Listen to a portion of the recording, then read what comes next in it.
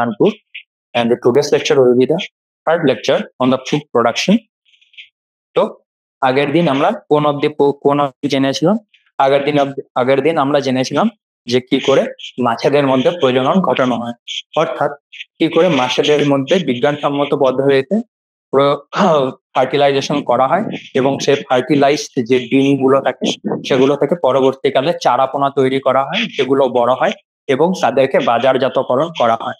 তো এই সমগ্র যে প্রক্রিয়াটা আছে সেটাতে কিন্তু যথেষ্ট পরিমাণ সায়েন্স রয়েছে, অর্থাৎ তুমি এখানে কি করবে, কেন করবে, সেগুলোর পিছনে যথেষ্ট পরিমাণে যুক্তি রয়েছে এবং প্রত্যেকটা কাজের ক্ষেত্রে অনেকগুলো ইম্পর্টেন্ট ফ্যাক্টর থাকে।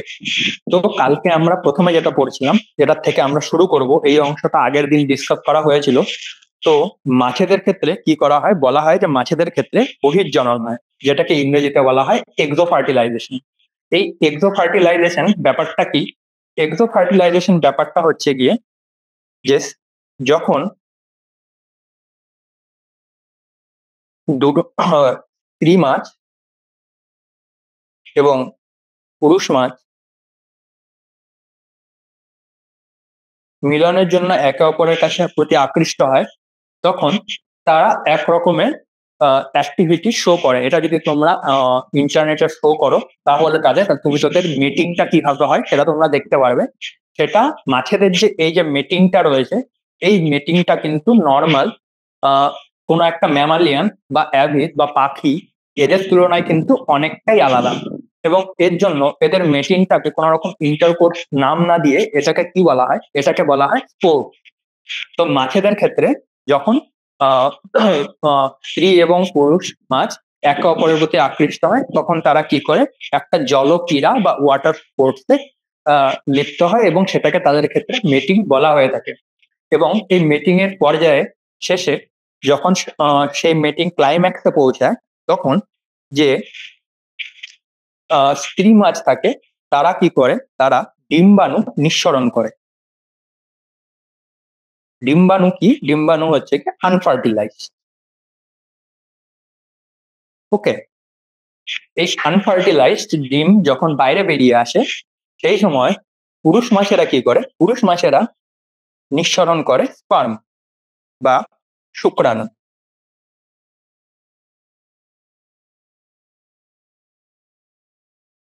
তো এই স্পার্ম বা শুক্রাণু কি করে, ধরা যাক এগুলো এরকম জলের মধ্যে ভাসমান কন্ডিশনে ডিম রয়েছে আনফার্টিলাইজ যেগুলো, এবং এগুলো মাছেদের ক্ষেত্রে শুক্রাণু ধরা হয়ে যায়। তো এরা এরকম ভাবে এদের প্রতি আকৃষ্ট হয়। মূলত এখানে তোমরা জেনে থাকবে যে যখন এক্সো ফার্টিলাইজেশন হয়, বিশেষ করে সেটা যদি কোনো সমুদ্র জল বা কোনো একটা কারেন্ট অর্থাৎ প্রবাহিত জলের মধ্যে যদি এরকম কিছু হয়ে থাকে, সেই ক্ষেত্রে কিন্তু চান্সেস অফ ফার্টিলাইজেশনটা অনেক ক্ষেত্রে কম হয়। এবং চান্সেস অফ ফার্টিলাইজেশনটাকে ইনক্রিজ করার জন্য অনেক সময় দেখা যায় যে স্পার্ম এবং এগ এরা নিজেদের মধ্যে এমন কিছু কেমিক্যাল বা এমন কিছু কম্পাউন্ড থাকে যার দ্বারা এরা একে অপরের প্রতি আকৃষ্ট হয় এবং সেই দিকে গমন করে।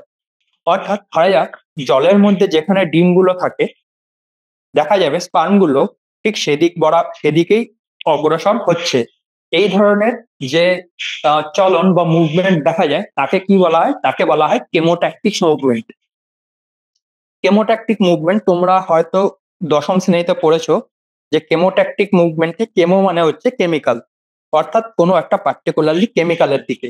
এবং ট্যাকটিক বলতে কি বোঝায়, ট্যাকটিক বলতে এমন এক ধরনের চলন পদ্ধতি বা মুভমেন্টকে বোঝানো হয় যে ক্ষেত্রে কোনো একটি অর্গানিজম বা কোনো একটি জীব তার নিজের স্থান পরিবর্তন করে। এই ক্ষেত্রে এই প্রাণগুলো কেমোট্যাকটিক পদ্ধতিতে ডিম্বাণুর প্রতি আকৃষ্ট হয় এবং তারা কি করে, ধীরে ধীরে ধীরে গিয়ে এই ডিম্বাণুগুলোকে নিষিক্ত করে বা ফার্টিলাইজ করে। এবং আমরা জানি যে ফার্টিলাইজ এর থেকেই একমাত্র পরবর্তীকালে কোনো অপত্য তৈরি হতে পারে। তো সেই ক্ষেত্রে একটা জিনিস কিন্তু দেখা যাচ্ছে যে যখন অন্যান্য প্রাণী অর্থাৎ যেমন ম্যামালিয়ান বা স্তন্যপায়ীদের কথা যদি আমরা ধরি, সেই ক্ষেত্রে কি দেখা যায়, সেই ক্ষেত্রে দেখা যায় যে যেখানে ফার্টিলাইজেশনটা হয় সেটা কোথায় হয়, সেটা মূলত স্ত্রী জীবের ভেতরে হয়ে থাকে। হ্যাঁ, তো এই ক্ষেত্রে যে ফার্টিলাইজেশনটা হয় সেটাকে বলা হয় এন্ডো ফার্টিলাইজেশন। আর পার্টিকুলারলি মাছ এবং উভচরদের ক্ষেত্রে, অর্থাৎ এদের ক্ষেত্রে কি হয়, এদের ক্ষেত্রে দেহের মধ্যে কোনো রকম ফার্টিলাইজেশন প্রক্রিয়াটা হয় না। এই ক্ষেত্রে ডিম্বাণুটা বাইরে আসে এবং সেই বাইরে থাকা ডিম্বাণুগুলোকে নিষিক্ত করে কারা? শুক্রাণু। এবং এই ধরনের যে ফার্টিলাইজেশন আছে, যেটা মূলত কোনো জীব দেহের বাইরে হচ্ছে, তাদেরকে কি বলা হয়? Exo fertilisation. তো এইভাবে মাছেদের ক্ষেত্রে এক্সো ফার্টিলাইজেশন হয়ে থাকে। এবার এক্সো ফার্টিলাইজেশন হওয়ার পর কি করা হয়, সেই যে ডিমগুলো রয়েছে যেগুলোকে অর্থাৎ প্রথমে তো একটা পুকুরের মধ্যে এরকম স্ত্রী মাছ এবং পুরুষ মাছকে ছেড়ে দেওয়া হয়। কি অনুপাতে ছাড়া হয়? একটা স্ত্রী মাছ থাকলে পরে দুটো পুরুষ মাছ থাকবে, এই অনুপাতে মূলত স্ত্রী এবং পুরুষ মাছদেরকে ছেড়ে দেওয়া হয়। তাদের ক্ষেত্রে আর বারবার বলছি, এখানে অন্য যে কোনো রকম মাছের কথা বলা হচ্ছে না, মূলত কার্প জাতীয় মাছ যে কিভাবে একটি স্থগিত জায়গায় প্রচুর পরিমাণে চাষ করা যায়, এখানে সেই রকম একটা সিস্টেমের কথা বলা হচ্ছে। তো এটাকে যাতে তোমরা গুলিয়ে না ফেলো, ঠিক আছে? এরপর কি আছে, যখন তাদের মধ্যে মিটিং হয়ে যায়, মিটিং এর জন্য একটা পার্টিকুলার টাইম থাকে, অর্থাৎ বিভিন্ন মাছেদের ক্ষেত্রে বিভিন্ন রকম হয়ে থাকে। কারোর ক্ষেত্রে সেটা 2 ঘন্টাও হতে পারে, কারোর ক্ষেত্রে সেটা 2 দিনও হতে পারে। তো এরকম যখন এদের মধ্যে মিটিং বা স্পোর্ট কমপ্লিট হয়, তখন স্ত্রী মাছ এবং পুরুষ মাছগুলোকে সেই মিটিং ট্যাঙ্ক থেকে এদেরকে সরিয়ে দেওয়া হয়। এবং এবং তারপর মোটামুটি 12 থেকে 24 ঘন্টা পর্যন্ত, বা কিছু কিছু ক্ষেত্রে 48 ঘন্টা পর্যন্ত আমরা কি করি? এই ওয়েট করি। এই ওয়েটটা কেন করা হয়? এই সময়টা এই জন্য দেওয়া হয় যে হ্যাঁ, এই সময়ের মধ্যে যে স্পার্ম গুলো থাকবে সেগুলো গিয়ে ডিমকে ফার্টিলাইজ করবে বা নিষিক্ত করবে। এবং এই 48 ঘন্টা বা 24 ঘন্টার পরে মূলত অন্যান্য যে অনিষিক্ত ডিম্বাণু বা শুক্রাণুগুলো থাকবে, তারা অনেকটা অকেজো হয়ে পড়ে। তো 48 ঘন্টা পর কি করা হয়? বেশিরভাগ ক্ষেত্রে ম্যানুয়ালি এবং কিছু কিছু ক্ষেত্রে যন্ত্র চালিত পদ্ধতিতে এই যে ডিম ফার্টিলাইজড এগ গুলো আছে সেগুলোকে আলাদা করে সেই ট্যাঙ্ক থেকে বা মেটিং ট্যাঙ্ক থেকে সরিয়ে নেওয়া হয়। এবং সরিয়ে নেওয়ার পর সেই ডিমগুলোকে কোথায় রাখা হয়? সেই ডিমগুলোকে রাখা হয় স্পনিং এ, যেটাকে বলা হয় স্পনিং ট্যাঙ্ক।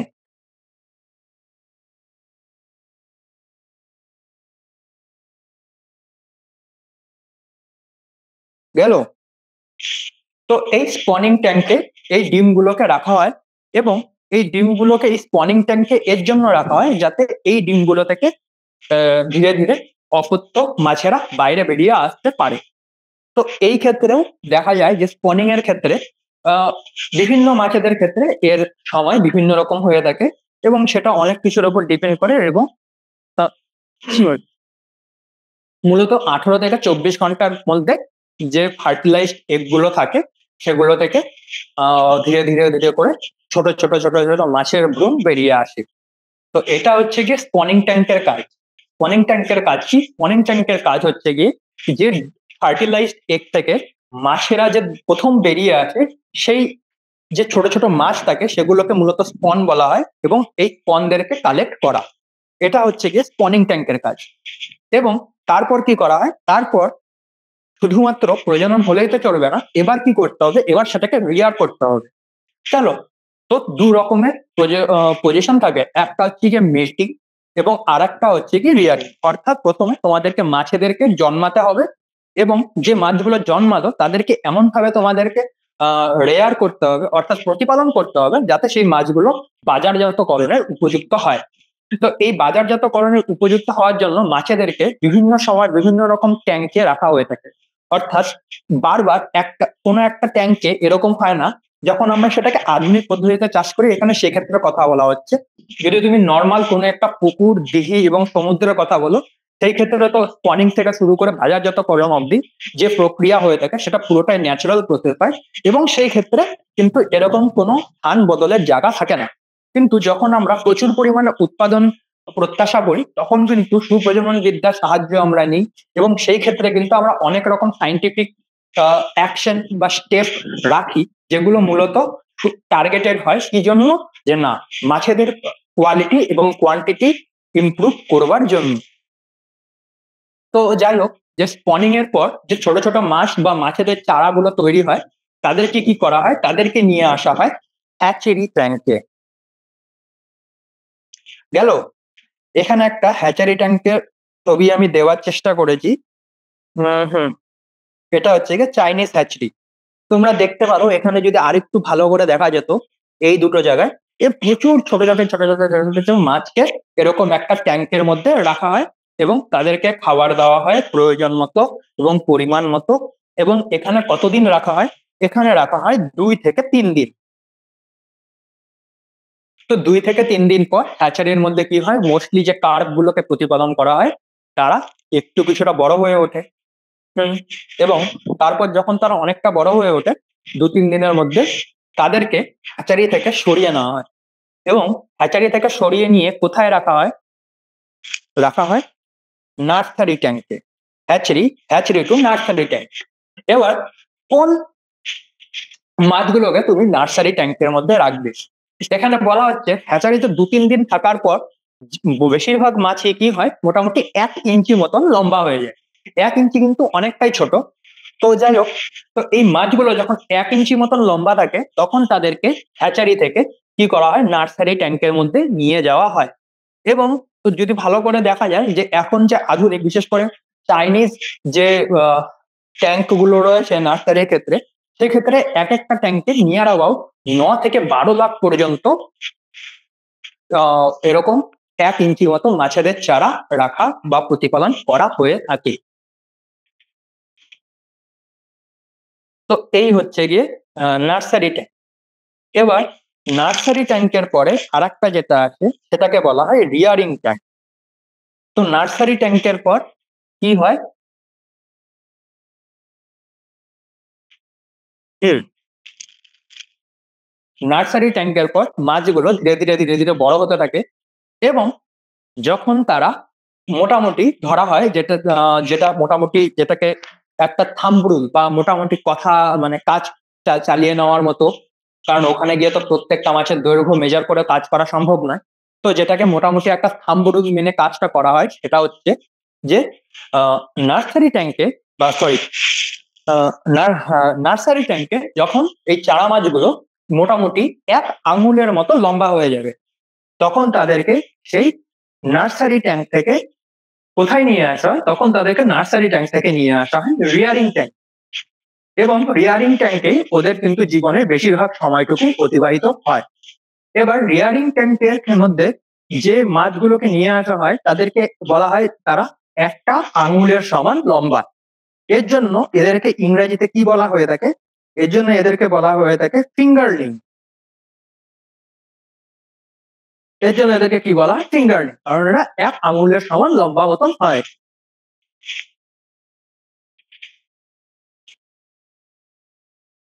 এবং এরপর রিয়ারিং ট্যাঙ্ক থেকে যখন মাছেরা প্রায় প্রাপ্তবয়স্ক হয় এবং তাদের বাজারজাতকরণের কিছুদিন আগে মোটামুটি কিছুটা সময় আগে তাদেরকে কোথায় নিয়ে আসা হয়? তাদেরকে নিয়ে আসা হয় স্টকিং পন্ড বলে একটা জায়গা থাকে। এবার স্টকিং পন্ডটা কি জিনিস? স্টকিং পন্ডটা হচ্ছে গিয়ে একটা বড় দিঘি টাইপের জায়গা বা একটা বড় পুকুর টাইপের জায়গা। এটা আর কোনো একদম ঘরের মধ্যে ছোট্ট করে একটা ট্যাঙ্ক বানিয়ে কোনো কাজ করা সম্ভব নয়। তো এই স্টকিং পন্ডে কি করা হয়? এই স্টকিং পন্ডে সেই মাছগুলোকে ধীরে রেখে দেওয়া হয়। তো এই মাছগুলোকে রাখা হয় এবং তারপর সেখানে স্টকিং পন্ডের যে বৈশিষ্ট্যটা একটু ইম্পর্টেন্ট এবং তোমাদের জানা উচিত সেটা হচ্ছে যে স্টকিং পন্ডের জলের যে পিএইচ থাকে সেটাকে কত রাখা হয়? স্টকিং পন্ডে জলের পিএইচ কে রাখা হয়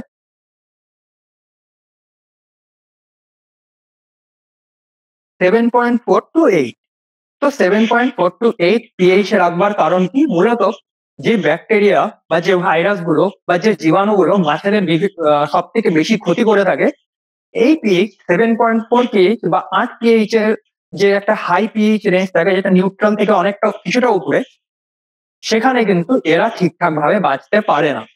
কিন্তু মাছেরা যথেষ্ট ভালো রকম ভাবে তাদের জীবন অতিবাহিত করতে পারে। তো এর জন্য most of the time stocking পন্ডে যে পিএইচ হয় সেটাকে কত রাখা হয়? সেটাকে রাখা হয় 7.4 to 8।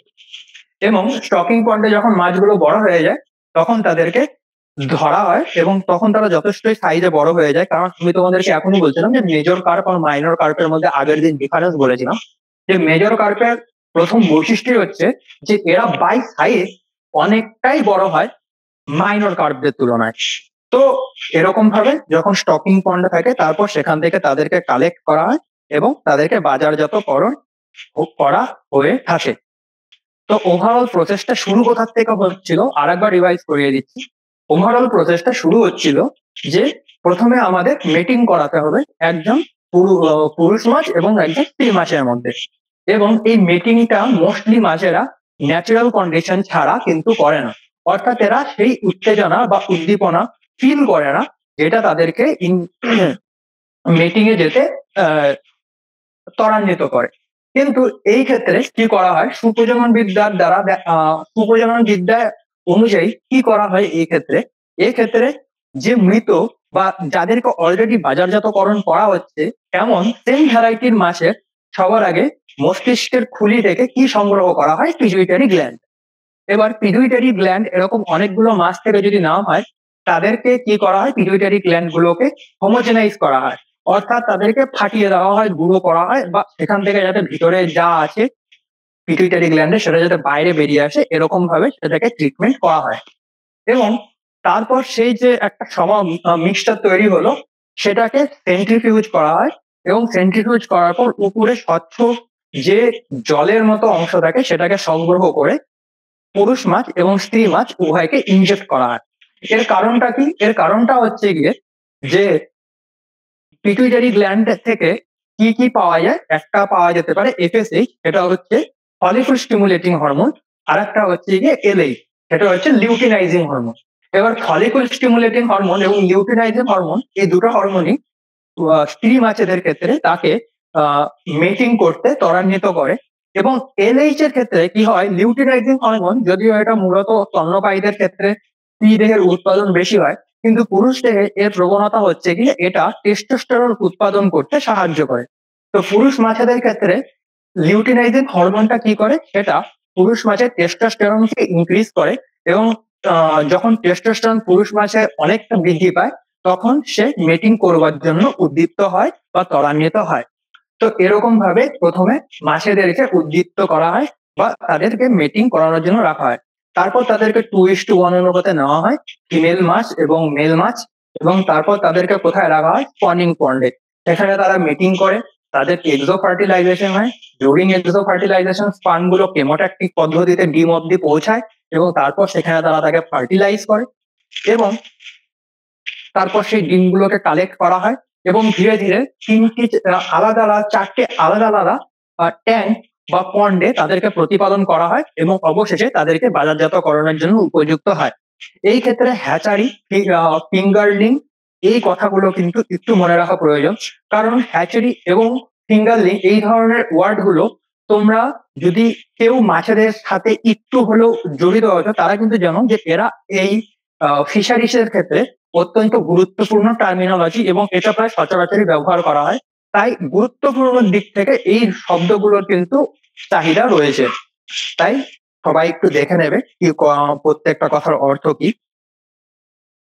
তো এই ছিল ওভারঅল মাছ চাষের পদ্ধতি। এটা কালকে বলা হয়েছে যে সিলভার কার্প, পাতলা এরা একই লেভেলে থাকে এবং তাদেরকে বিভিন্ন আলাদা আলাদা অনুপাতে চাষ করা সম্ভব। হুম। এরপর যেটা তোমাদেরকে আগের দিন বলা হয়নি সেটা হচ্ছে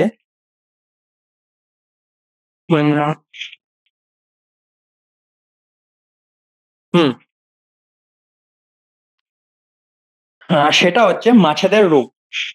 এবার যারা তোমরা হয়তো ছোট, এখন আমার ঠিক মনে নেই, কিন্তু আমি যখন তোমাদের মতো ছিলাম, অর্থাৎ 11-12 বলবো না, কিন্তু ধরো আরেকটু ছোট, ক্লাস 8-9 এর দিকে পড়তাম, তো ওয়েস্ট বেঙ্গলে প্রায় একটা খুব প্রবলেম দেখা দিত, বার্ড ফ্লু। শীতকাল হলো বার্ড ফ্লু, চারিদিকে শুধু বার্ড ফ্লু আর বার্ড ফ্লু, ডিম খাবেন না, ডিম খেলে পরে মরে যাবেন, এরকম এরকম চারিদিকে সব রিউমার। এবং তখন কি হতো, তখন সরকার থেকে আদেশ দেওয়া হয়েছিল যে পার্টিকুলারলি কোনো একটা জায়গায় যদি বার্ড ফ্লু ডিটেক্টেড হয় যে হ্যাঁ এখানে বার্ড ফ্লুর ভাইরাস বা ব্যাকটেরিয়াটাকে পাওয়া গেছে, তাহলে সেই খামারে সমস্ত রকম যে মুরগি আছে, যে ডিম আছে, সেগুলোকে সব নষ্ট করে দেওয়া হতো। প্রায় প্রত্যেকটা চিকেন বা মুরগিকে মেরে ফেলা হতো, তাদেরকে কবর দিয়ে দেওয়া হতো, এবং সেই জায়গাটাকে মাটি চাপা দিয়ে পরিষ্কার করে ব্লিচিং টিচিং দিয়ে ধুয়ে দেওয়া হতো। তো এই ছিল, এবং যারা এই কাজগুলো করতো তারা একদম পুরো যে ওই কি বলবো হ্যাজার্ড স্যুট যেটাকে বলে, যাতে কোনো রকম চিকেন থেকে যাতে বা মুরগি থেকে যাতে কোনো রকমের ব্যাকটেরিয়া তাদের দেখে না চলে আসে, এরকম ভাবে থাকতো কাইন্ড অফ। তোমরা হয়তো আরেকটু ভালো বলবো, যেরকম অ্যাস্ট্রোনট যেরকম ড্রেস পরতো, সেরকম ধরনের একটা ড্রেস পরে তারা কাজ করতো। তো যাই হোক, এটা ছিল তখনকার যুগের সিনারিও। তো তখন হয়তো ব্যাপারটা ভালো বুঝতাম না, কিন্তু এখন বুঝতে পারি যে সুপ্রজনন বিদ্যার সব থেকে বড় যে অসুবিধাটা রয়েছে এটা হচ্ছে গিয়ে রোগ জীবাণু। এবার রোগ জীবাণু কি করে সুপ্রজনন বিদ্যার সব থেকে বড় প্রবলেম হয়ে দাঁড়ালো? কারণ সুপ্রজনন বিদ্যার সব থেকে বড় যে দাবিটা ছিল বা সব থেকে বড় যে ইম্পর্টেন্ট কাজটা ছিল, সেটা ছিল উৎপাদন বৃদ্ধি এবং কোয়ালিটি বৃদ্ধি।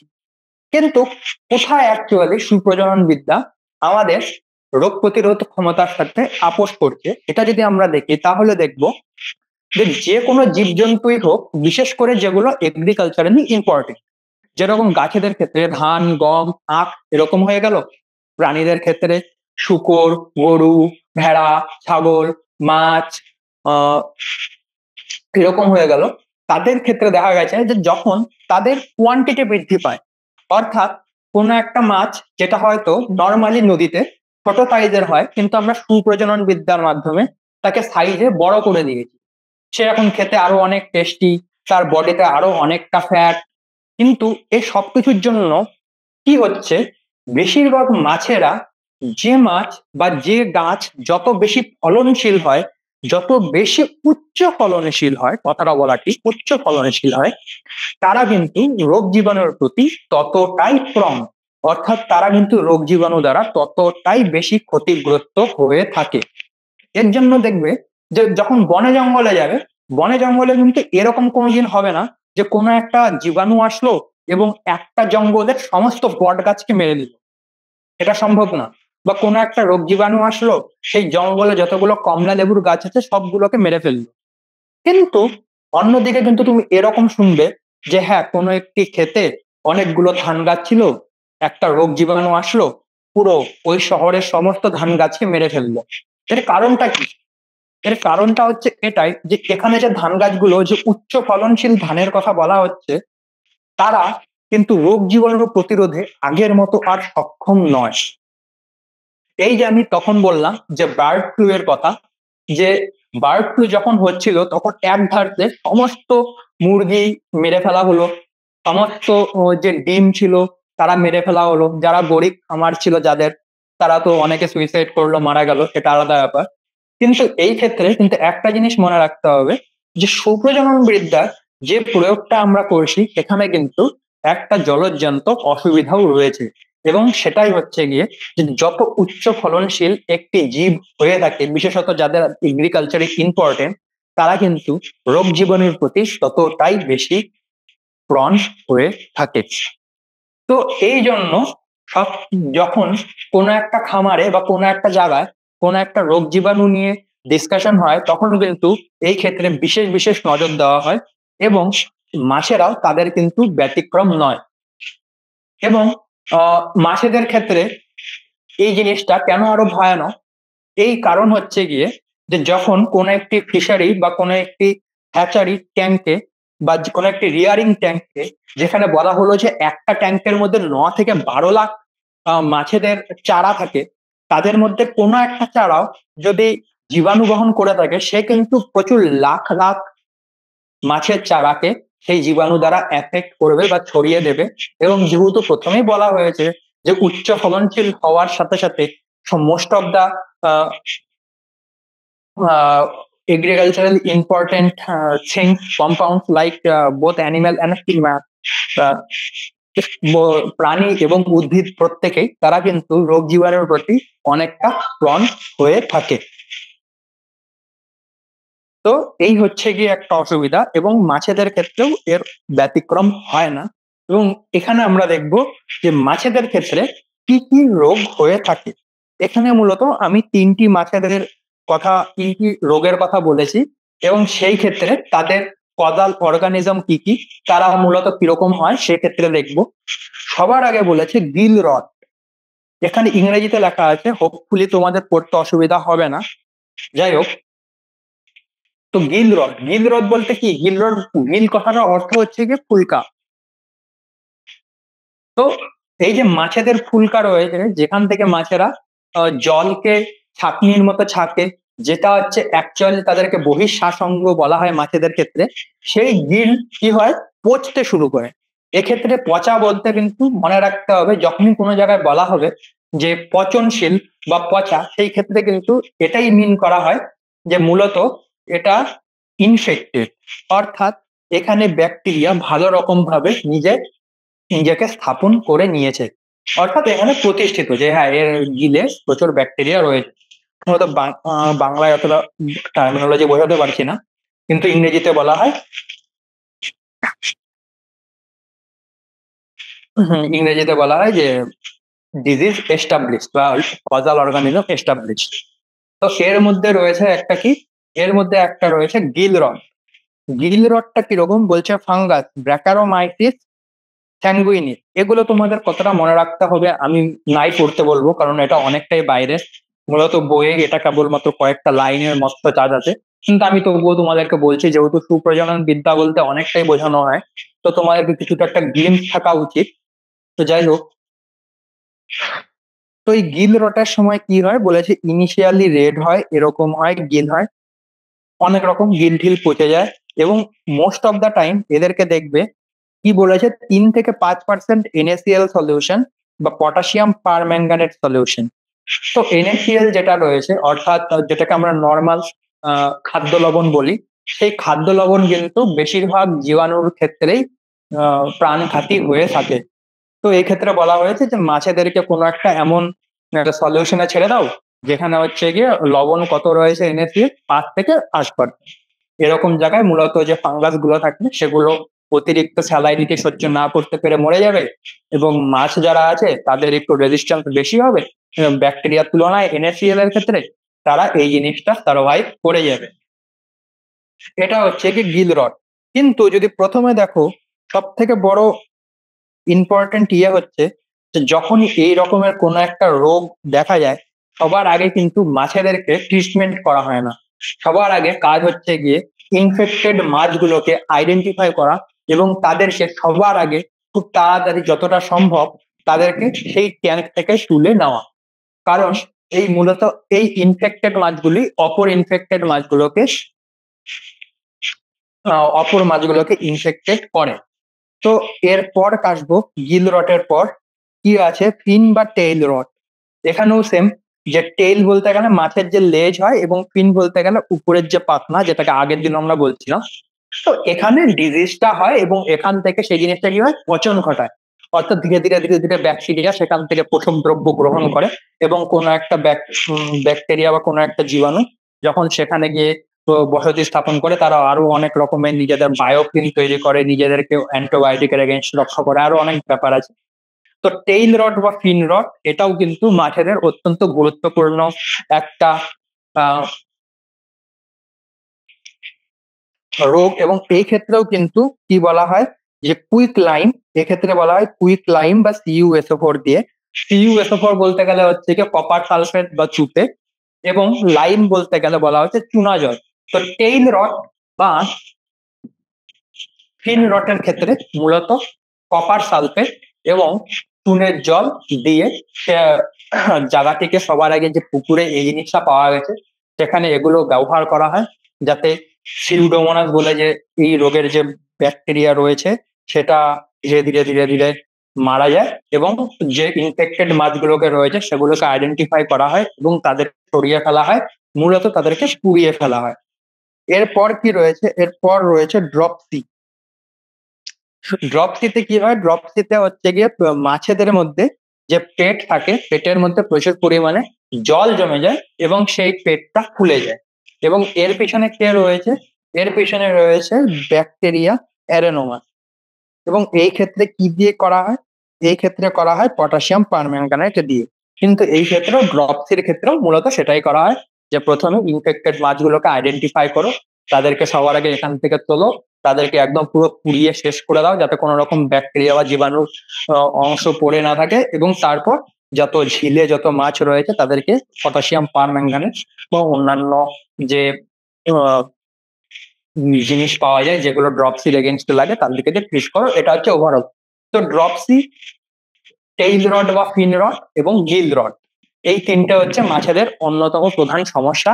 এবং এই ক্ষেত্রে যে গিল রড আছে সেটা একটা ফাঙ্গাস বা ছত্রাক বাহিত রোগ, এবং বাকি যে দুটো বললাম tail rot and fin rot এবং ড্রপসি, এই দুটো ব্যাকটেরিয়া বাহিত রোগ। তো এটাই হচ্ছে গিয়ে মৎস্য চাষের শেষ অংশ, যে মাছ কিভাবে আমাদের ইকোনমিতে লাগে থেকে শুরু করে মাছ আমাদের কিভাবে প্রয়োজনীয় এবং তাকে কিভাবে সুপ্রজনন বিদ্যার মাধ্যমে প্রতিপাদন করা হয় এবং বাজারজাতকরণ করা হয়, যে ভারতবর্ষের মতো বিপুল জনসংখ্যার দেশকে নিউট্রিশনাল সিকিউরিটি দেওয়ার জন্য, সে সম্পর্কে একটা ছোট আইডিয়া তোমাদেরকে দিতে হয়তো আমি সম্ভবপর হয়েছি। তো যাই হোক, আজকে আমাদের মূলত যে অংশটুকু পড়া উচিত ও পড়াবো সেটা হচ্ছে গিয়ে উদ্ভিদের প্রজনন। তো এতক্ষণ ধরে আমরা কি পড়ছিলাম? এতক্ষণ ধরে আমরা পড়ছিলাম প্রাণীর প্রজনন। প্রাণীর প্রজননে আমরা কি করলাম? ডেয়ারি বলে যে পার্টটা রয়েছে সেটাও যথেষ্টই কম রয়েছে, এটা কম করে পড়ানো হয়েছে। এবং মূলত যে পোলট্রির পার্টটা রয়েছে সেটাও যথেষ্টই ছোট। কিন্তু হানিবি এবং মাছ, এই তিনটে দুটো কিন্তু খুবই গুরুত্বপূর্ণ। তো এই ক্ষেত্রে প্রাণীদের মধ্যে আমরা ডেয়ারি অ্যানিমেল পড়লাম, যাদের কাছ থেকে পশম বাগেরা পাওয়া যায় যেমন ভেড়া এবং ছাগল, তাদের সম্পর্কেও পড়লাম। হানিবি সম্পর্কে পড়লাম, পোলট্রি বার্ডস সম্পর্কে পড়লাম, এবং তারপর পড়লাম মাছেদের সম্পর্কে। এরপর আজ আমরা কি পড়বো? আজ আমরা পড়বো উদ্ভিদের প্রজনন সম্পর্কে, এবং উদ্ভিদের ক্ষেত্রে কিরকম প্রজনন করা হয় এবং সেই ক্ষেত্রে কি কি ব্যবস্থা বা উন্নতি সম্ভবপর হয়েছে। তো উদ্ভিদের প্রজনন বলার আগে তোমাদেরকে বলে রাখা ভালো যে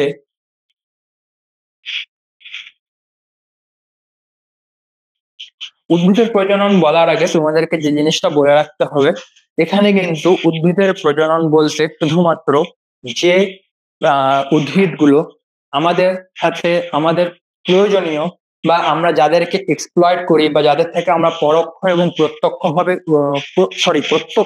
উপকৃত হই, শুধুমাত্র সেই সব উদ্ভিদের কথাই বলা হয়েছে। মূলত বনে জঙ্গলে যেসব গাছেদের কিভাবে তাদের প্রজনন করা কতটা সম্ভবপর হয় সেটা এখনো অনেকটাই ডিবেটেবল, বা সেক্ষেত্রে হয়তো উন্নতির অনেকটাই কম হয়েছে। রাদার সেই সব গাছেদের থেকে যারা হয়তো এগ্রিকালচারালি ইম্পর্টেন্ট, যেমন ধান, গম, ভুট্টা, আখ, যব, বার্লি, সর্ষে, তারপর লাউ, কুমড়ো, এদের প্রজনন যতটা উন্নতি লাভ করেছে, হয়তো বনের যে গাছপালাগুলো নিয়ে এখন রিসার্চ করা হচ্ছে তাদেরটা এখনো ততটা পরিমাণে উন্নতি লাভ করেনি। তো আপাতত সিলেবাস মেনে তোমাদেরকে সেই সব উদ্ভিদের সম্পর্কে পড়ানো হবে যারা যথেষ্ট পরিমাণে এগ্রিকালচারালি ইম্পর্টেন্ট। তো সবার আগে যেটা কথা সেটা হচ্ছে গিয়ে এই উদ্ভিদ সুপ্রজনন বিদ্যার প্রয়োজনীয়তাটা কোথায়। তো এখানে মনে রাখতে হবে প্রাণী সুপ্রজনন বিদ্যার প্রয়োজনীয়তাটা যেখানে, উদ্ভিদ প্রজনন বিদ্যার প্রয়োজনীয়তাটাও সেখানে।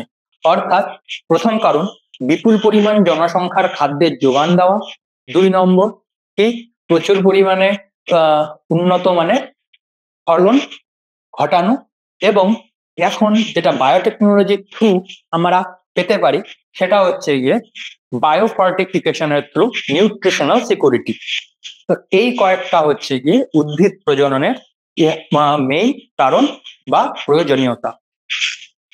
তো এই ক্ষেত্রে তোমাদেরকে একটা ছবি দেখানো ভালো যে আমরা কতটা উন্নতি লাভ করেছি। হ্যাঁ, এখানে যদি দেখবে এখানে 3 রকমের ধান গাছের ছবি দেওয়া আছে। একটা লেখা আছে যে টল কনভেনশনাল প্ল্যান্ট, একটা লেখা আছে ইমপ্রুভড হাই ইল্ডিং প্ল্যান্ট, একটা লেখা আছে লো টিলারিং ইডিওটাইপ। তো এই শব্দগুলো হয়তো তোমাদেরকে অতটা মানে জানতে হবে না, কিন্তু এখানে একটা কথা ভালো, বিশেষ করে বা তোমরা, আমি তোমাদেরকে আজ যা পড়াবো সেটা বা যেটা বলবো এখন, সেটা তোমরা পরবর্তীকালে বা পরে তোমাদের যদি বাড়িতে কোনো বৃদ্ধ দাদু বা ঠাকুরদা থাকে তাদেরকে জিজ্ঞেস করতে পারো তোমরা, যে আগেকার যুগে অর্থাৎ গ্রিন রেভলিউশনেরও আগে ধান গাছ কিরকম হতো। এটা একটা কোশ্চেন, তোমাদের বাড়িতে যদি কেউ ঠাকুরদা বা দাদুরা থাকে তোমরা তাদেরকে জিজ্ঞেস করতে পারো। এবং একটা কোশ্চেন তোমরা অবশ্যই একটা অ্যান্সার তোমরা অবশ্যই শুনতে পারবে, যে আগের যুগে বা সেই সময়কার যে ধান গাছগুলো ছিল তারা অনেকটা লম্বা হতো। অনেকটা লম্বা বলতে গেলে অনেকটা লম্বা, আজকালকার যুগে যে ধানগুলো পাওয়া যায় তাদের তুলনায়। তো সুপ্রজনন বিদ্যার মাধ্যমে এই লম্বা গাছগুলোকে ধীরে ধীরে খাটো গাছের সাথে জনন করে করে করে করে করে করে করে করে করে তাদের হাইটও ধীরে ধীরে কমিয়ে নিয়ে আসা হয়েছে। অর্থাৎ কোনো একটা গাছ বা কোনো একটা প্ল্যান্ট, সেটাকে এমন ভাবে আমাদেরকে মডিফাই করতে হবে সুপ্রজনন বিদ্যার মাধ্যমে, যাতে সে সব থেকে কম খরচে প্রচুর পরিমাণে ফলন দেয়। এটা হচ্ছে গিয়ে মেইন টার্গেট। তো এই ক্ষেত্রে কি করা হচ্ছে, এই ক্ষেত্রে অনেক সময় গাছেদের মধ্যে অনেক রকম পরিবর্তন দেখা যাচ্ছে, যা সুপ্রজনন বিদ্যা ফলকে খুব সহজেই রাখে। যেমন আগের যুগে গাছ, ধান গাছ যা ছিল তা অনেক লম্বায় উঁচু হতো, কিন্তু উঁচু ধান গাছে কি প্রবলেম ছিল, বিশেষ করে আমাদের ওয়েস্ট বেঙ্গল এবং বাংলাদেশ, এই দুটো রাজ্যে মেইনলি ধান গাছের সাথে কি প্রবলেম ছিল, ধান গাছের সাথে এই রাজ্যের প্রবলেম ছিল যে এখানে মূলত আমন ধান চাষ করা হতো, এবং সরি আয়ুষ ধান চাষ করা হতো, আয়ুষ এবং আমন। এবং এই দুটো ধানের বৈশিষ্ট্যটাই এরকম ছিল যে একটা ধান জমিতে যতটা পরিমাণে জল বাড়বে এই ধান গাছও শ্বাস নেবার জন্য তত আরো ধীরে ধীরে লম্বা হতে থাকবে। এবং যেহেতু এই ওড়িশা, পশ্চিমবঙ্গ, বাংলাদেশ, আসাম, মেঘালয়, এই জায়গাগুলো মূলত রাইস খাদ্য হিসাবে গ্রহণ করে, এবং এই জায়গাগুলোতে যেমন প্রচুর ঝড় বৃষ্টির একটা কিন্তু আশঙ্কা থাকে। এবং এই ঝড় বৃষ্টির সময় যে উঁচু ধান গাছগুলো থাকতো তারা কি হতো, তারা এরকম করে হেলে যেত, অর্থাৎ একটা কোণে বেঁকে যেত, যেহেতু প্রচুর পরিমাণে হাওয়া হাওয়া চলতো ঝড় বৃষ্টির সময়।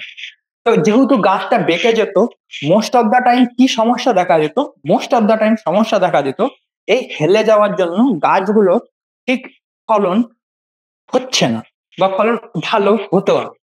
তো ওই সময় দেখা গেল যে আহ ওই সময় অনেকে সুপ্রজনন বিদ্যা কিভাবে করলো সেটা তোমাদেরকে হয়তো আজকের ক্লাস বা কালকের ক্লাসে বলবো। সেটা হচ্ছে যে তখন সুপ্রজনন বিদ্যার সাথে জনন করিয়ে ধীরে ধীরে লম্বা গাছগুলোকে তাদের ফলন বৈশিষ্ট্যটাকে অক্ষুণ্ণ রেখে তাদের হাইটকে কি করা হলো, ছোট করা হলো। প্রথমে একটা লম্বা গাছ আর একটা বেটে গাছের মধ্যে প্রজনন করানো হলো, তাদের থেকে যে বীজগুলো পাওয়া গেল তাদেরকে জমিতে চাষ করা হলো, দেখা গেল যে কতগুলো গাছ লম্বা হয়েছে কতগুলো গাছ খাটো হয়েছে। তখন আমরা সেই খাটো গাছগুলোকেই চয়েস করব, যে খাটো গাছগুলো খাটো কিন্তু তাদের ফলন বেশি, এবং সেই খাটো এবং ফলন বেশি এমন গাছগুলোকে নিয়ে পরবর্তীকালে আবার এদের মধ্যেই ক্রস করানো হবে, এবং ধীরে ধীরে পরবর্তী প্রজন্মে তাদেরকে ধীরে ধীরে ধীরে ধীরে ধীরে প্রজনন করা হবে। এবং এর ফলে কি হয়, যেহেতু আমরা প্রত্যেকবার ধীরে ধীরে ছোট গাছগুলোকেই চয়েস করছি এবং তাদের মধ্যেই শুধুমাত্র প্রজনন ঘটাচ্ছি, যে অপত্যগুলো লম্বায় বড় হচ্ছে তাদেরকে আমরা পরবর্তী প্রজননের জন্য ব্যবহার করছি না, এর জন্য ধীরে ধীরে গাছগুলো কি হলো, ধীরে ধীরে গাছগুলো ধীরে ধীরে ছোট হতে থাকলো। এবং এই ক্ষেত্রে কিন্তু অনেকগুলো জিন, যা হয়তো একটা সময় ভারতবর্ষ, যা বেশিরভাগই ভারতবর্ষের ছিল না, যেমন ধানের ক্ষেত্রে যে জিনটির জন্য ধানের সাইজ ছোট হয়ে যায়, সেই জিনটা কিন্তু মূলত ভারতবর্ষের কোনো চাষির জমি থেকে নেওয়া হয়নি। এটা পাওয়া গেছিল তাইওয়ানে ডিজি উজেন বলে একজন চাষির কাছে, যিনি একটা খাতা মেনটেন করতেন এবং সেখানে তিনি বলেছিলেন যে হ্যাঁ আমার কাছে একটা এমন গাছ রয়েছে যে গাছটা হাইটে খুব ছোট, এবং এই গাছটার অন্যতম প্রধান বৈশিষ্ট্য ছিল যেহেতু এই গাছটা ছোট, তার জন্য এটা আশেপাশের যে প্রবল হাওয়া হতো ঝড়ে সেটাতে পড়ে যেত না। এবং এই একটা কারণের জন্যই এই গাছের কি ছিল, ফলন ক্ষমতা ছিল অনেকটা বেশি। ধীরে ধীরে এই যে ছোট হাইট ছোট হবে এমন জিনযুক্ত গাছগুলোকে বিদেশ থেকে নিয়ে আসা হলো। মূলত ভারতবর্ষে তখন যে ইনস্টিটিউটটা ছিল তার নাম ছিল IRI, Indian agricultural research institute. এটা আমারও MSCর কলেজ। সেখান থেকেই মূলত সমস্ত রকমের গ্রিন রেভলিউশন শুরু হয়েছে এবং সেখানে ধীরে ধীরে ধীরে ধীরে গাছেদেরকে সুপ্রজনন করানো হলো ছোট ছোট গাছগুলোর মধ্যে, যাতে প্রচুর পরিমাণে ফলন হয়। এরকম ধান গাছ নেওয়া হলো, যাদেরকে এখন আমরা বলি যে রত্না, জয়া, IR8, পুষা, এই ধরনের যে গাছগুলো ছিল তা তাদেরকে কি করা হলো, তাদেরকে বাজারজাত করা হলো। এবং এখন তুমি ভারতবর্ষের যে কোনো জায়গায় যাও, তুমি কিন্তু এটাই দেখবে যে ধানের যে সাইজ হয় বা ধান গাছের যে সাইজ হয় সেটা কিন্তু অনেকটাই ছোট।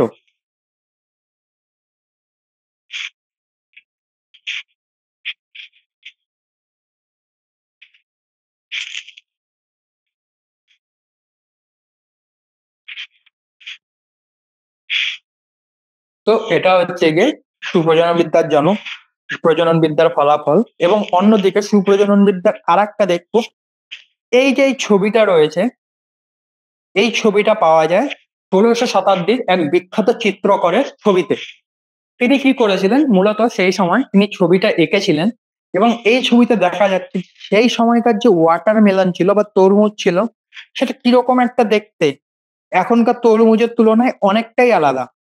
কিন্তু এই তরমুজগুলোকে মানুষরা কি করলো, ধীরে ধীরে সুপ্রজনন বিদ্যা করতে শুরু করলো।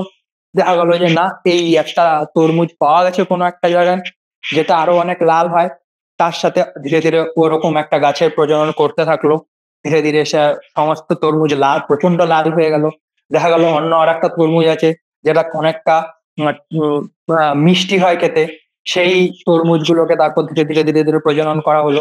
এরকম করতে করতে ধীরে ধীরে যে ক্রপ গুলো আছে, অর্থাৎ এইভাবে যে তরমুজ বা আগের গাছগুলো আছে সেগুলোর যদি বর্তমান চেহারা এবং আজ থেকে 200 বছর আগের চেহারা যদি তুমি দেখো, এতটা আলাদা দেখতে পারবে ইন্টারনেটে গিয়ে বা কোনো জায়গায় যদি দেখো, তাহলে তোমরা হয়তো বুঝতে পারবে যে উদ্ভিদ প্রজনন বিদ্যা কিন্তু অনেকটাই অগ্রসর হয়েছে।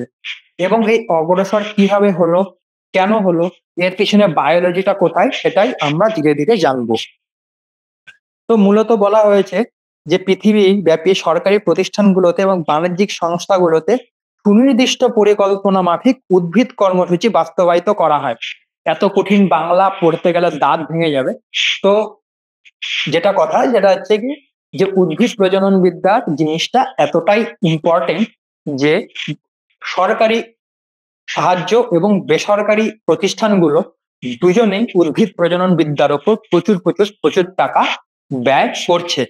এবং সেই ক্ষেত্রে কি কি পদ্ধতির মাধ্যমে এই সুপ্রজনন করানো হয় দুটো উদ্ভিদের মধ্যে, যেমন আমরা মাছেদের ক্ষেত্রে পড়েছিলাম যে প্রথমে এরকম মাছ চয়েস করতে হয়, তারপর তাদের মধ্যে FSH বাগেরা, তারপর লিউটিনাইজিং হরমোন, পিটুইটারি গ্ল্যান্ডের নির্যাস প্রয়োগ করা হয়, সেগুলো যেমন আমরা পড়েছিলাম, তেমনি গাছেদের ক্ষেত্রে কিভাবে সুপ্রজনন বিদ্যা করা হয় সেটা আমরা দেখব। তো গাছেদের মধ্যে বলা আছে যে প্রথম স্টেপটা কি বলেছে, প্রথম স্টেপটা বলেছে পরিবর্তনশীলতা সংগ্রহ। আমি জানি না এই বাংলা শব্দগুলি কতটা সঠিক, কিন্তু তবুও আমি নিজের তরফ থেকে বোঝানোর চেষ্টা করছি। তো এই কথাটির অর্থ হচ্ছে গিয়ে ভ্যারাইটি কালেকশন বা কালেকশন অফ ভ্যারিয়েশন। এই কথাটির অর্থটা কি, এই কথাটির অর্থটা তোমরা খুব সহজেই বুঝতে পারো যে যে কোনো সুপ্রজনন বিদ্যার প্রথম স্টেপ হচ্ছে গিয়ে জিন পুল কালেকশন।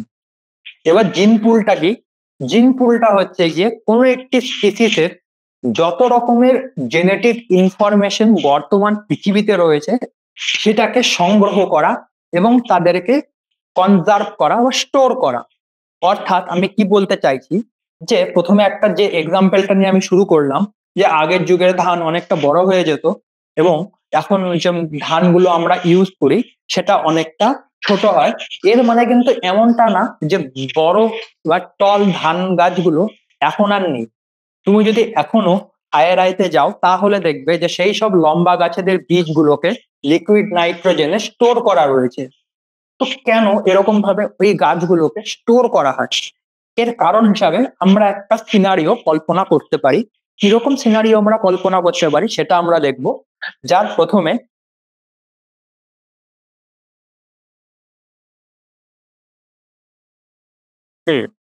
কিরকম সিনারিও আমরা কল্পনা করব, প্রথমে ধরা যাক যেটা আগে বলা হয়েছিল যে যত উচ্চ ফলনশীল কোনো একটি জীব বা কোনো একটি গাছ হয়ে থাকবে তার কিন্তু রোগ প্রতিরোধক ক্ষমতা কম হয়, সে আরো বেশি ব্যাকটেরিয়া এবং জীবাণু দ্বারা আক্রান্ত বেশি হয়।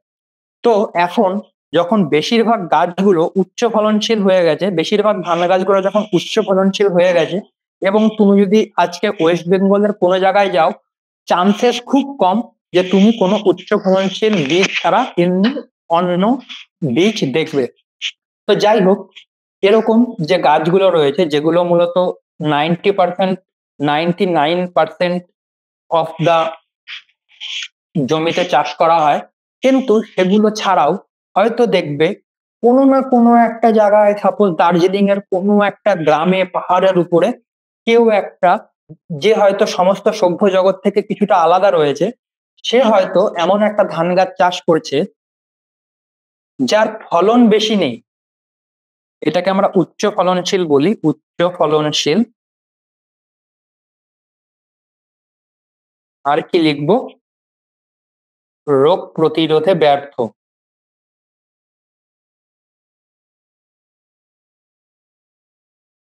আর এটাকে আমরা কি লিখবো? কম ফলনশীল, নিম্ন কথা ফলনশীল, যাই হোক, নিম্ন ফলনশীল, কম ফলনশীল। আর রোগ প্রতিরোধ।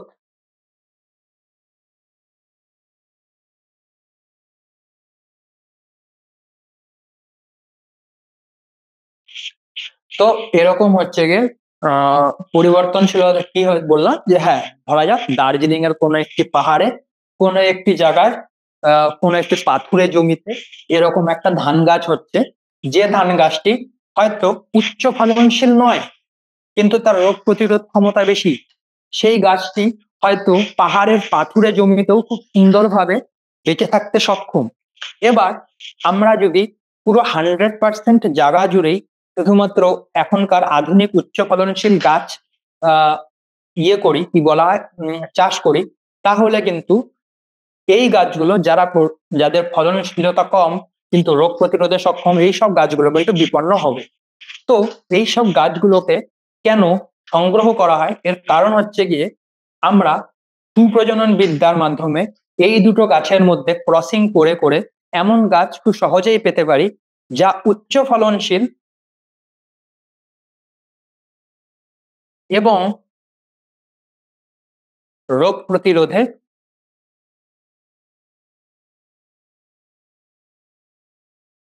সক্ষম। গেল। অর্থাৎ তোমাদেরকে ম্যান্ডেলের সময় পড়ানো হয়েছিল যে একটা লম্বা গাছ এবং একটা বেটে গাছের মধ্যে যদি আমরা সংকরায়ন করি তাহলে মটর গাছের ক্ষেত্রে সবগুলো গাছই টল হয়ে যায়। এবার দেখা গেল যে এখানে এই রোগ প্রতিরোধ ক্ষমতা যেটা আছে সেটা যে যে গাছগুলোতে থাকবে আমরা সেই সব গাছগুলোকে ধীরে ধীরে আগে সুপ্রজনন বিদ্যার অংশগ্রহণ করাবো, যে গাছগুলোকে দেখবো জন্মানোর পর ধীরে ধীরে ইয়ে করতে পারছে না, রোগ প্রতিরোধে সক্ষম নয়, তাদেরকে আমরা ফেলে দেব বা তাদেরকে আমরা ছেড়ে দেব। তো এরকম ভাবে যে এত প্রকৃতিতে যে এত যে বিপুল জীব বৈচিত্র্য রয়েছে, শুধুমাত্র ধানের গাছ নয়, গম গাছ, মেজ গাছ, হয়তো কোনো একটা জঙ্গলে গেলে, যে জঙ্গলে গিয়ে তুমি দেখলে যে এখানে এমন একটা ধান গাছ রয়েছে যেটা এক উচ্চ ফলনশীল নয় কিন্তু সেটা প্রচন্ড জলা জায়গা, অর্থাৎ তার মাথা অব্দি জলের মধ্যে ডুবে আছে, কিন্তু সেটা ভালো রকম ভাবে ফলন দিচ্ছে। আর এরকমটা আমি কথার কথা বলছি, কিন্তু বাস্তবে কিন্তু এরকমটাই হয়ে থাকে। মূলত যারা উত্তরবঙ্গে থাকো তারা হয়তো জানো যে উত্তরবঙ্গের একটা ধান রয়েছে, যে ধানটার নাম হচ্ছে কালো নুনিয়া। তো এই কালো নুনিয়ার সব থেকে সুবিধাটা কি? কালো নুনিয়ার সব থেকে বড় সুবিধা হচ্ছে কি, কালো নুনিয়ার সব থেকে বড় সুবিধা হচ্ছে যে কালো নুনিয়া যে বীজটা হয় সেটা কিন্তু কিসের জন্য ব্যবহার করা হয়ে থাকে, মূলত পায়েস বা মিষ্টান্ন তৈরি করতে সেটা ব্যবহৃত হয়ে থাকে। এবং কালো নুনিয়ার ক্ষেত্রে সেই গাছটির সব থেকে ইম্পর্টেন্ট পার্ট হলো যে এটা স্মেল। তো ভারতবর্ষে মূলত স্মেলের জন্য কিন্তু যে ধান বা ধানের ভ্যারাইটি পুরো জগৎজোড়া সমাদৃত বাসমতি। কিন্তু বাসমতি ছাড়াও যদি তুমি ভারতবর্ষের প্রত্যেকটা জায়গায় ঘোরাফেরা করো তাহলে এরকম আরো অনেক ধান গাছ তুমি পাবে যারা কিন্তু একই সাথে স্মেলের জন্য আঞ্চলিকভাবে ব্যবহৃত হয়ে থাকে। তো এই সব বিভিন্ন বিভিন্ন ভ্যারাইটি, এটা আমি ধানের ক্ষেত্রে বললাম।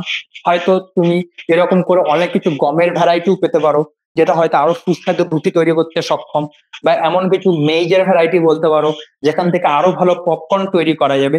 এই সব গাছগুলোকে বা এই সব বৈশিষ্ট্যযুক্ত গাছগুলোকে প্রথম কথা হচ্ছে আমাদের সংগ্রহ করতে হবে। এবং একবার এই গাছগুলো যখন সংগ্রহ হয়ে গেল তাদেরকে কি করা হয়, তাদেরকে এই গাছগুলো যখন সংগ্রহ হয়ে গেল তাদেরকে কি করা হয়, হুম, রোগ প্রতিরোধ এদেরকে উচ্চ ফলনশীল এবং রোগ প্রতিরোধ উচ্চ ফলনশীল এবং রোগ প্রতিরোধের সব এইসব গাছগুলোকে তারপর কি করা হয়, তোমাদেরকে সবার আগে সংগ্রহ করতে হবে। অর্থাৎ এখানে যে কথাটা বলা রয়েছে ইংরেজিতে কি বলে রয়েছে যে প্রথমে পরিবর্তনশীলতা সংগ্রহ এবং কালেকশন অফ ভ্যারিয়েবিলিটি।